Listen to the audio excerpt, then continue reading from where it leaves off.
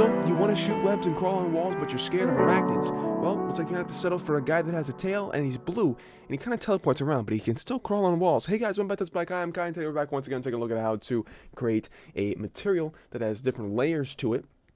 We've done this in the past, we've done something similar to this, but we don't have a specific tutorial for it, and I saw someone the other day ask me how to kind of make layers in materials, so that is what we're doing today. So it's very, very simple. It's just literally just combining the two or the three or the four, however many you have. So let's go ahead and just split my window into two by putting my cursor in the top left hand corner and just, you know, making a little plus, clicking and dragging it open, and then just hitting this little button right here and changing this to the shader editor.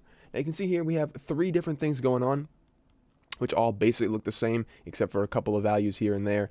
So what we're going to do is just take a look at these individually. Now you can see the actual material itself, this doesn't really matter, but I'll go through it in case you really want to, know what's going on around here. So we have a couple nodes here, which is the Shift A search texture coordinate node right there. Then we have mapping, same thing, and then noise, color ramp, and emission.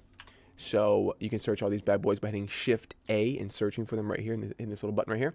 But like I said, I won't go through all this because it's not necessarily about the material itself, it's about combining them. So it's very, very simple and easy to do. You can see we have the material output. We literally just have to add two mix shaders. So essentially, if you were to have the one material, it would look just like look like this. That's the first material. Then let's say we want to add the second one to it. Let's go ahead and plug this into the mix shader and then plug this into the material output, which is, by the way, Shift A, search, mix shader right there. Boom, put that in.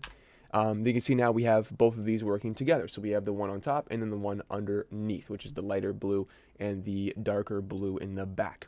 Now we can add the third one by going ahead and doing the same thing, adding another material shader, plugging that in there, and then plugging the emission into the bottom input of the mix shader. So then that will add the third and final layer to our material, which is the big white glowing bit. And then you see it right there, that's moving and stuff.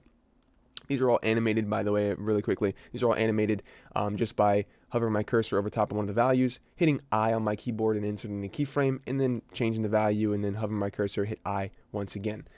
So that's literally all that I did. It's super simple. Somebody asked me how to make layers kind of with materials and how to mix them and make multiple different things go on in one material. You can see this really cool. It's like some kind of energy ball, like ooh, it's growing. Ah, Goku. Oh, no, cool.